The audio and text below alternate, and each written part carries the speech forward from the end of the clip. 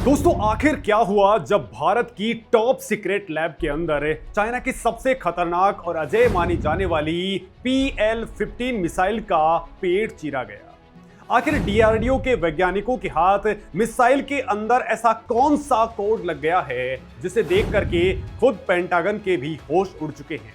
Operation सिंदूर की उस खौफनाक रात हवा में आखिर ऐसा क्या हुआ था। भारतीय वायुसेना ने आसमान में ऐसा कौन सा अदृश्य जाल बिछाया था जिसने चाइना के करोड़ों डॉलर के ब्रह्मास्त्र को बिना फटे भारत के कदमों के अंदर लाकर के एक कबाड़ की तरह पटक दिया। क्या अमेरिका और जापान जैसे सुपर पावर भी अब चाइना के चंगुल से बचने के लिए खुफिया तरीके से भारत के सामने हाथ फैला रहे हैं। आखिर क्यों आधी रात को वॉशिंगटन से नई दिल्ली फोन घुमाया गया। मिसाइल के उस मलबे में ऐसा क्या था जो आज पूरी दुनिया मांग रही है और भारत के इस एक झटके ने कैसे रातों रात पाकिस्तानी वायुसेना को पूरी तरह से बर्बाद कर दिया है। क्या अरबों रुपए का कर्ज लेकर के चाइना से खरीदे गए पाकिस्तान के नए नवेले J-10C फाइटर जेट्स अब महज उड़ते हुए ताबूत बन चुके हैं। लेकिन दोस्तों सबसे बड़ा और खौफनाक सवाल, शी जिनपिंग आखिर दुनिया से क्या छिपाने की कोशिश कर रहे हैं। मिसाइल का हैक होना चाइना के लिए इतनी बड़ी खौफनाक खबर क्यों थी कि इसके बाद में चाइनीज सेना के भीतर रातों रात हड़कंप मच गया। क्या भारत ने रिवर्स इंजीनियरिंग के जरिए अब कोई ऐसा सुपर किलर तैयार कर लिया है जो अगली बार सीधे चाइना का रडार फाड़ करके अंदर घुस जाएगा। नमस्कार दोस्तों, मेरा नाम है मुकेश और आज मैं आपको पर्दे के पीछे की वो इनसाइड कहानी बताने वाला हूं जो आज तक आपसे छुपाई गई है। दोस्तों आज के इस वीडियो के अंदर हम ऑपरेशन सिंदूर के उस सबसे बड़े ब्लैक ऑपरेशंस का पर्दाफाश करने जा रहे हैं जिसने एशिया के पूरे शक्ति संतुलन को हमेशा के लिए पलट करके रख दिया है। दोस्तों दिल थाम करके बैठिए क्योंकि जो आप जानने वाले हैं वो वास्तव में आपको रोमांचित कर देगा। दोस्तों आधुनिक युद्ध के इतिहास में कुछ ऐसी घटनाएं होती हैं जो हथियारों के शोर के अंदर नहीं बल्कि रडार की खामोश स्क्रीन पर लड़ी जाती हैं। दोस्तों ऑपरेशन सिंदूर एक ऐसा ही मिलिट्री ऑपरेशन था जिसने दुनिया भर के डिफेंस एक्सपर्ट्स की नींद उड़ा दी है। दोस्तों ये वो ऑपरेशन है जिसने साबित कर दिया कि भविष्य का युद्ध गोलियों या फिर बारूद से नहीं बल्कि इलेक्ट्रॉनिक स्पेक्ट्रम और अदृश्य रेडियो तरंगों से लड़ा जाएगा। कहानी की दोस्तों शुरुआत होती है उस रात से जब आसमान में तनाव अपने चरम पर था और हवा में एक ऐसी मिसाइल दागी गई जिसे एशिया का सबसे खतरनाक वेपन माना जा रहा था। दोस्तों हम बात कर रहे हैं चाइना की PL-15 मिसाइल की। ये एक बियॉन्ड विजुअल रेंज यानी कि BVR air to air missile है, लेकिन दोस्तों ये मिसाइल अपने टारगेट तक नहीं पहुंच पाई। ये मिसाइल हवा में ही किसी अदृश्य शक्ति का शिकार हो गई और बिना फटे भारतीय सीमा के अंदर गिर गई। दोस्तों ये कोई तुक्का नहीं था, ये भारतीय वायुसेना की उस इलेक्ट्रॉनिक वॉरफेयर कैपेबिलिटी का सबसे बड़ा सबूत था जिसकी भनक चाइना को नहीं थी। इस पूरे ऑपरेशन का सबसे बड़ा खुलासा तब हुआ जब भारतीय वायुसेना के गैलेंट्री अवार्ड विजेता सार्जेंट भाले सिंह ने एक ऐसा बयान दिया जिसने ग्लोबल डिफेंस कम्युनिटी के अंदर भूचाल ला दिया है। दोस्तों सार्जेंट भाले सिंह उस वक्त S-400 बैटरीज के लॉन्चर इन इंचार्ज थे। उनके मुताबिक भारतीय क्षेत्र के अंदर जो चाइनीज PL-15 मिसाइल मिली वो अपने असली टारगेट से भटक गई थी और ये भटकना कोई तकनीकी खराबी नहीं था, ये भारतीय इलेक्ट्रॉनिक काउंटर मेजर्स का एक बेहद सधा हुआ और घातक प्रहार था। भारतीय EW सिस्टम्स ने हवा के अंदर ही उड़ती हुई उस चाइनीज मिसाइल के दिमाग को पूरी तरह से हैक कर लिया था। उन्होंने मिसाइल के सीकर को ऐसे घोस्ट टारगेट यानी कि भूतों के पीछे भागने के ऊपर मजबूर कर दिया जिनका वास्तव में कोई वजूद ही नहीं था। मिसाइल का अपना रडार इन नकली सिग्नल्स को असली फाइटर जेट मान करके उनके पीछे तब तक भागता रहा जब तक कि उसका पूरा फ्यूल खत्म नहीं हो गया और उसकी काइनेटिक एनर्जी जीरो हो गई। इसके बाद में वो करोड़ों की मिसाइल एक बेजान लोहे के टुकड़े की तरह भारतीय जमीन के ऊपर आकर के गिर गई।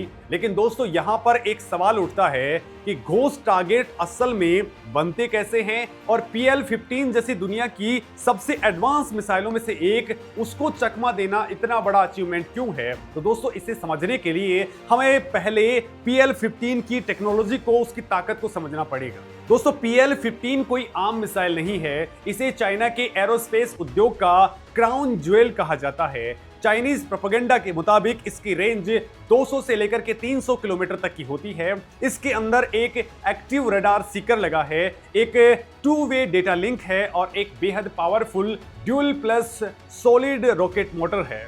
दोस्तों इसका मतलब यह है कि ये मिसाइल हवा में लॉन्च होने के बाद में अपने आप टारगेट को खोज सकती है और अगर टारगेट डायरेक्शंस बदलता है तो पीछे से उड़ रहा चाइनीज अवैक्स इसे हवा के अंदर ही नए डायरेक्शंस दे सकता है। अमेरिका तक इस मिसाइल से खौफ खाते हैं, लेकिन दोस्तों भारतीय वायुसेना ने इलेक्ट्रॉनिक वॉरफेयर के जरिए इस पूरी चेन को ही ध्वस्त कर दिया है।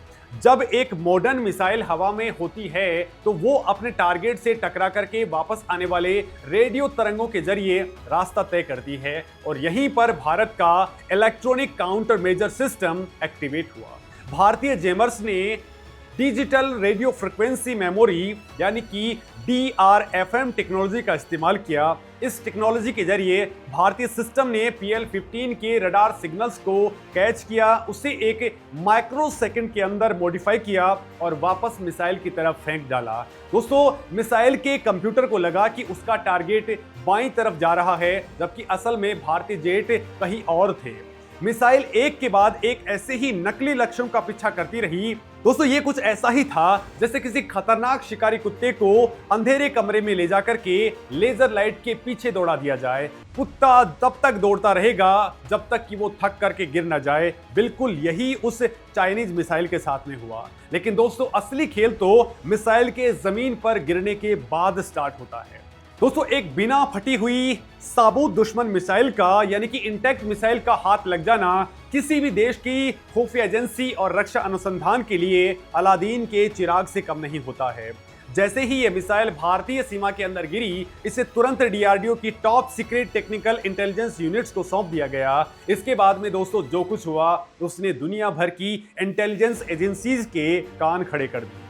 DRDO ने मिसाइल का फोरेंसिक डेटा एनालिसिस किया और रिवर्स इंजीनियरिंग स्टार्ट कर दी। और दोस्तों आपको बता दूं कि रिवर्स इंजीनियरिंग का मतलब सिर्फ किसी चीज की नकल बनाना नहीं है। इसका असली मकसद होता है दुश्मन की टेक्नोलॉजी की सबसे कमजोर नस को पकड़ना, ताकि अगली बार उसे बिना लड़े ही खत्म किया जा सके। DRDO के वैज्ञानिकों ने PL-15 का पुर्जा अलग कर दिया।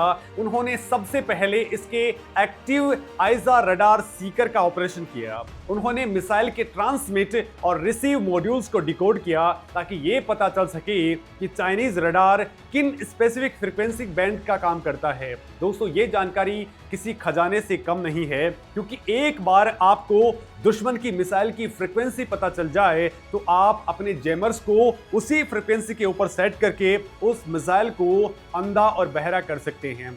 इसके अलावा DRDO ने मिसाइल के इलेक्ट्रॉनिक काउंटर मेजर्स को भी क्रैक कर लिया। इसका मतलब ये है कि भारत ने उस कोड को पढ़ लिया है जिसका इस्तेमाल करके चाइनीज मिसाइल जैमिंग से बचने की कोशिश करते हैं। लेकिन दोस्तों DRDO यहीं नहीं रुका है। वैज्ञानिकों ने मिसाइल के 2-वे डेटा लिंक के कम्युनिकेशन प्रोटोकॉल्स और एन्क्रिप्शन एल्गोरिदम का भी कच्चा चिट्ठा खोल दिया है। भविष्य के किसी भी युद्ध के अंदर भारतीय वायुसेना बहुत आसानी से चाइनीज अवैक्स विमानों और उनकी मिसाइलों के बीच के संपर्क को काट सकता है। दोस्तों सोचिए, हवा में मिसाइल उड़ रही होगी और चाइना का कंट्रोल रूम उससे कनेक्ट भी नहीं कर पाएगा। इसके साथ ही दोस्तों मिसाइल की dual plus solid rocket motor की रासायनिक संरचना का भी अध्ययन किया गया है। ये डेटा भारत के अपने स्वदेशी अस्त्रा मार्क 2 और अस्त्रा मार्क 3 मिसाइल प्रोग्राम को दशकों आगे लेकर के चला जाएगा। दोस्तों हम चाइना की टेक्नोलॉजी को समझ करके उससे कहीं ज्यादा घातक और अजय वेपन बना सकते हैं।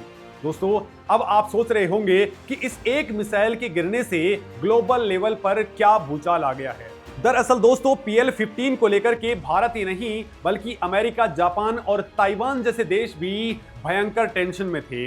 प्रशांत महासागर और ताइवान स्टेट के अंदर अमेरिका और जापान का सीधा मुकाबला चाइनीज वायुसेना के J-20 स्टेल्थ फाइटर जेट्स और इन्हीं PL-15 मिसाइलों से होना है। दोस्तों अमेरिका अपने F-35 और F-15 EX लड़ाकू विमानों के लिए PL-15 की काट खोजने के अंदर लगा हुआ था। दोस्तों इसी वजह से America AIM-260 joint advance tactical missile बना रहा है, लेकिन ऑपरेशन सिंदूर के बाद बाजी पूरी तरह से पलट गई है। दोस्तों जैसे ही पेंटागन को पता चला कि भारत के हाथ में चाइना की PL-15 और वो भी साबुत की साबुत हाथ लग गई है, तो वॉशिंगटन से लेकर के टोक्यो तक हलचल मच गई। भारत और अमेरिका के बीच में बेका यानी कि basic exchange and cooperation agreement पहले से ही लागू है। क्वाड कंट्रीज के बीच में चाइना को लेकर के जो सामरिक सहमति है, उसके तहत खुफिया जानकारी का आदान प्रदान एक सामान्य बात है। कूटनीतिक गलियारों के अंदर से जो इनसाइडर जानकारी बाहर आ रही है, उसके मुताबिक भारत ने मिसाइल का पूरा हार्डवेयर भले ही अमेरिका या फिर जापान को ना सौंपा हो, लेकिन मिसाइल की रडार सिग्नेचर, इलेक्ट्रॉनिक फ्रीक्वेंसी और टेलीमेट्री डेटा को मित्र देशों के साथ में साझा किया है। दोस्तों ये भारत के लिए एक बहुत बड़ा डिप्लोमेटिक लेवरेज यानी कि कूटनीतिक फायदा है।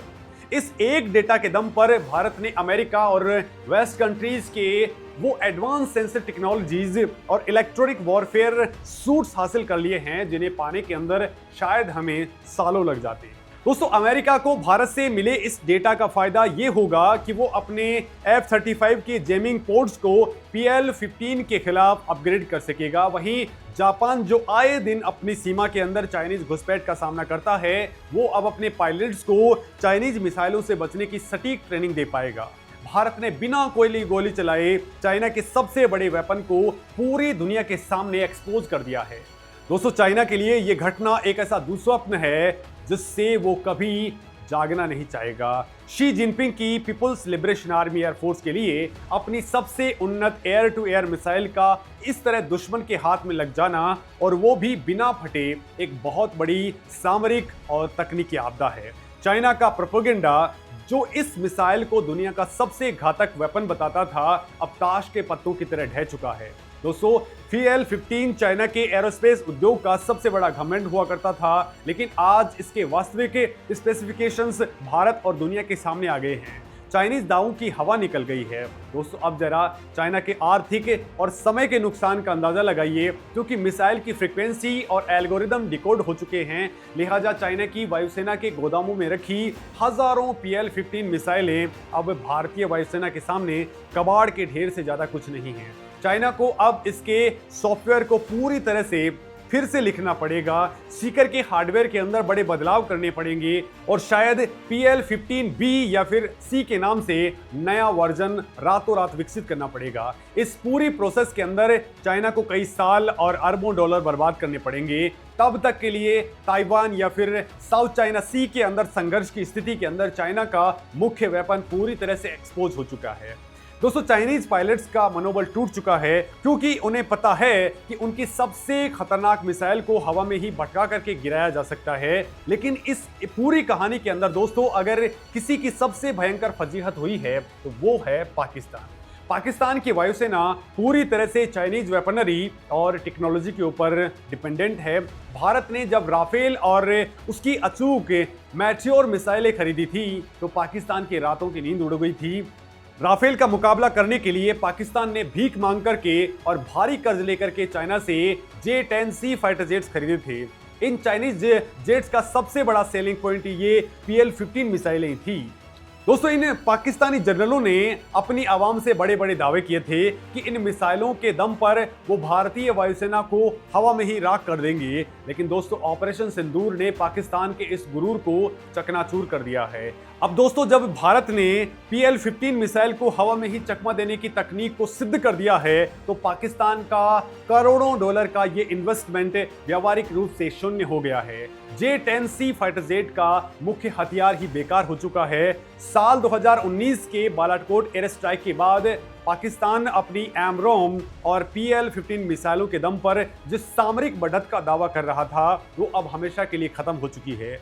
भारतीय रडार्स और जैमर्स के सामने पाकिस्तानी वायुसेना अब पूरी तरह से रक्षात्मक और लाचार पोजीशन के अंदर आ चुकी है। दोस्तों, सबसे बड़ी बात तो ये है कि चाइना तो एक आर्थिक महाशक्ति है, वो नई मिसाइल बना करके अपने शस्त्रागार को अपग्रेड कर लेगा, लेकिन कंगाली की कगार पर खड़े पाकिस्तान के पास में अब इतना पैसा नहीं है कि वो अपनी पूरी वायुसेना के लिए नए सिरे से मिसाइलें खरीद सके और रातों रात अपने एवियोनिक्स को अपग्रेड कर सके।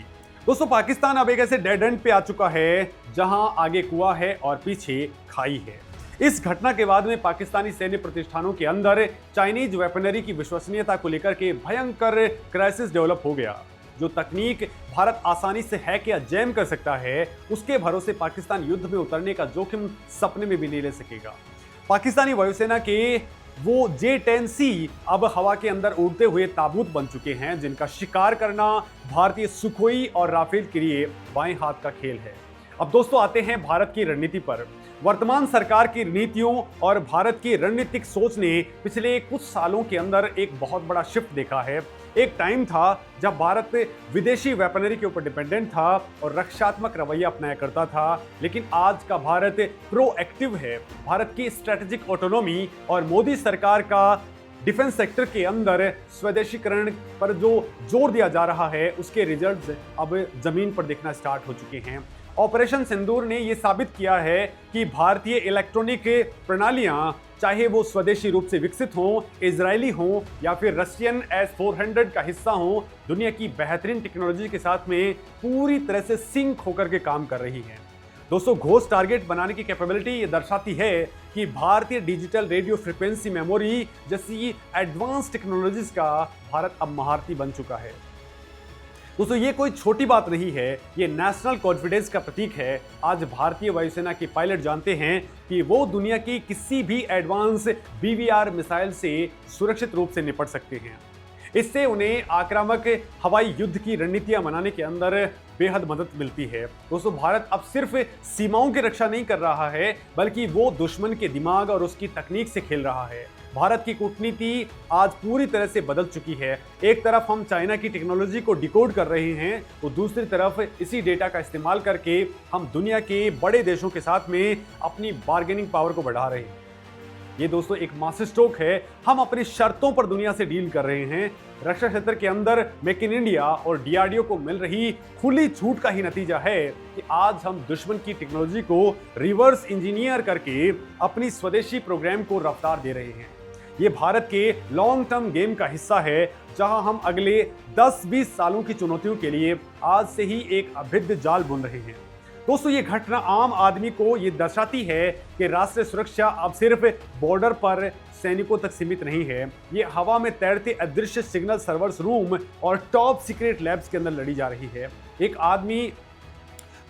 आम दर्शक के लिए ये जानना बेहद जरूरी है कि जब भी हम एक स्वदेशी रक्षा उपकरण बनाते हैं या दुश्मन की किसी चाल को नाकाम करते हैं, तो इसका सीधा असर हमारे देश की इकोनॉमी, ग्लोबल स्टैंडिंग और भविष्य के ऊपर पड़ता है। इस पूरी इनसाइडर कहानी का हिडन लेयर यह है कि चाइना कभी भी इस घटना को आधिकारिक रूप से स्वीकार नहीं करेगा, ना ही भारतीय वायुसेना खुले तौर पर मिसाइल के डिकोड होने का पूरा पर्चा दुनिया के सामने रखेगी, क्योंकि इलेक्ट्रॉनिक वॉरफेयर में जिस दिन आप अपनी पूरी कैपेबिलिटी को बता देते हैं, उसी दिन दुश्मन उसकी काट ढूंढना स्टार्ट कर देता है। लिहाजा दोस्तों, दोनों तरफ खामोशी है, लेकिन इस खामोशी के पीछे एक भयंकर तबाही और खौफ छुपा हुआ है।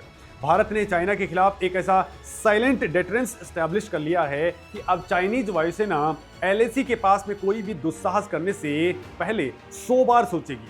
दोस्तों, भविष्य के अंदर इस ब्लैक ऑप के परिणाम बहुत व्यापक होने वाले हैं। एशिया का शक्ति संतुलन अब बदल रहा है। चाइना जो टेक्नोलॉजी के दम पर एशिया के ऊपर राज करने का ख्वाब देख रहा था, उसे भारत ने एक झटके के अंदर जमीन पर ला दिया है। अब दोस्तों, इस पूरे मामले पर आप क्या कुछ सोचते हैं? जिस तरीके से हमारे इंजीनियर्स ने इस चाइनीज मिसाइल की रिवर्स इंजीनियरिंग की है, उस पर आप क्या सोचते हैं? कमेंट करके अपनी बात जरूर बताएं। नमस्कार दोस्तों।